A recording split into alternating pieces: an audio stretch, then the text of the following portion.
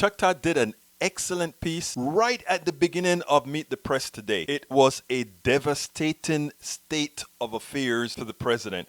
And I think after you see this, you're going to see exactly what I'm talking about. When he encapsulates everything that shows the degradation of what occurred during this coronavirus pandemic, it makes it obvious, it makes it clear that what we have is a failure of leadership. But deeper, what we have is somebody in office that's making things worse and that has the lives of every American in danger. Check this out.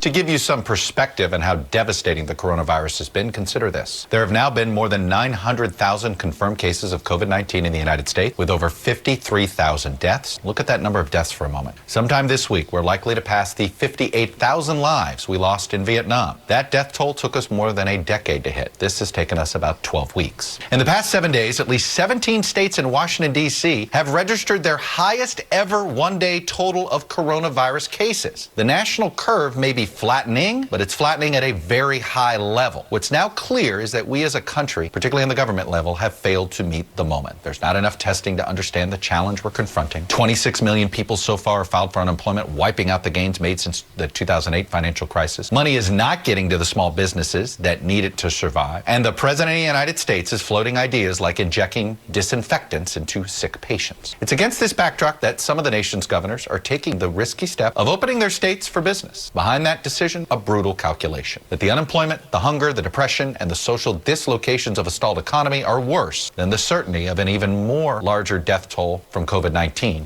as businesses reopen. Healthcare experts acknowledge the necessity of getting people back to work, but warn that moving too early could invite a second wave with disastrous consequences. That could not be said any better. He encompassed the entire issue with regards to where we're at. And I tell you what, I think the severity of what's going on here has scared the mainstream media into being better. If you take a look at what folks like Katie Tur and of course always Ali Velshi, all these people are starting to report the way reporting needs to be done. We hope it continues throughout the election. I'm Egberto Willies, host of Politics Done Right, an independent news program. I post